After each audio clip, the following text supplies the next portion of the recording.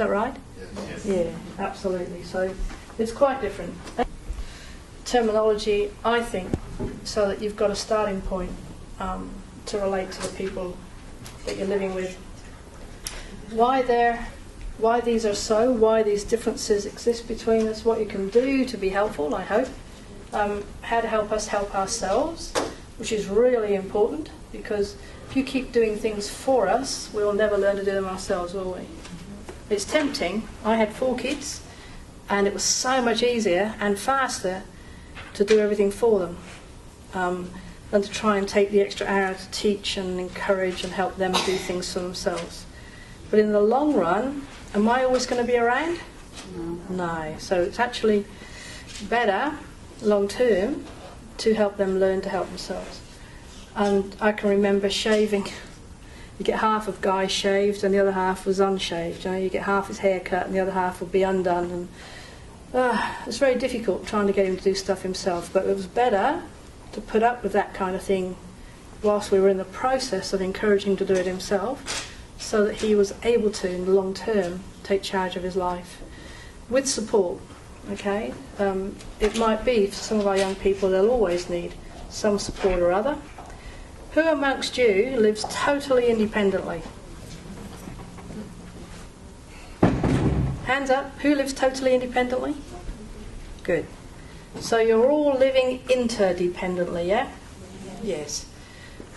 It's weird, you hear people say, oh, he's 90 years old and he lives alone and he manages his life, and isn't it wonderful?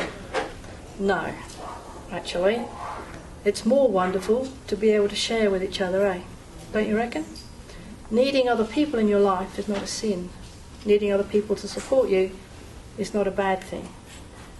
Independence is overrated. Did you know that? Go on, say yes. Yes. It is. Honestly, totally overrated. We all need our mates, our friends and our families, and it's okay to need somebody in your life that will support you. So being autistic is no different. We might need more help. I still have a carer. It's nice hearing all these things about how wonderful Wendy's achieved this and that, but I've not done that on my own. I've done that with and in the support of my family and other people in my life. So it's okay to need other people. In fact, it's important. And sometimes that's about all you do, isn't it? Don't you reckon? Yes. Yeah. I was checking. See, are they listening? Sometimes that's about all you do is cope. And are there days when you don't cope? Yes. Yeah, there really are. And is that true for everybody? Yeah. No, it is. It's true for everybody, whether you're autistic or no. There'll be days when, even if you've got no autism in your life, you just aren't coping, not having a good day. People talk about a bad hair day. Have you heard of that? Yeah. I don't know what it's got to do with anything, but they talk about it. All right, some of the expectations on each of us. Things like, so for all of us, there's this expectation that we'll have something called appropriate eye contact. Have you heard of that? Yes. Yeah. I remember at school, we had to contact our books. And contact in the UK when I was at school was or is the name of some kind of sticky material that you cover your books with. Do you have that over here? Contact paper. Yeah, contact paper. And you have to smooth out the bubbles. Yeah. And I just finished doing a whole lot of exercise books when the teacher was talking about my lack of eye contact. Which was very scary, because I thought, if I've got to put that stuff on my eyes as well, I'll never get any work done. See, it's strange, some of the expressions we use, but this one actually means knowing the right way to look at someone, how long to look at them for, when to look away, and a whole heap of things. And people tried to teach us. When I was at school, I remember someone taking my face. Look at me, Wendy. Look at me, Wendy. I just wanted to thump them. Because looking at someone at the same time as trying really hard to listen to them was really, really difficult. It was so hard. In fact, when I was a kid, I used to look through the gaps in my fingers to try to frame information that was coming at me so that it wouldn't all come at me at once. So put your hands out in front of you. You've got to humour me. It's called humour me. Okay? Just open your thumb and the next finger. You've just got this gap here. fix on something like a dot on the square of the carpet, or, you know, that pimple on the person's back of the head next to you or something, and just look at it. Now close those two and look at it through the next one. Now the next one. Now the next one.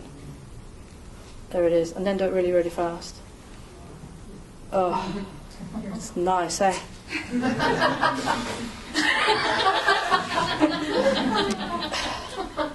Now you're laughing. Does that mean you enjoyed this?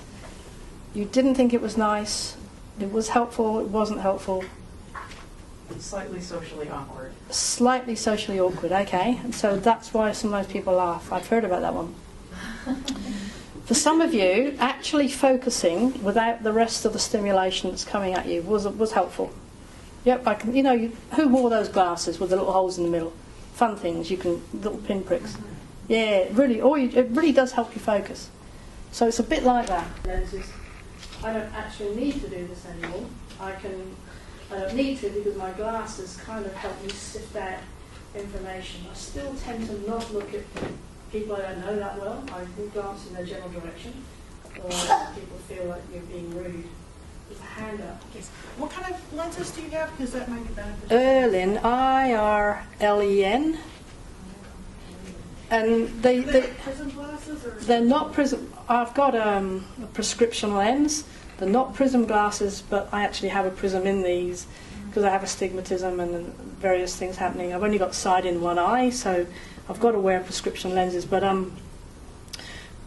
people that are often dyslexic might wear them. You can get them in contacts as well.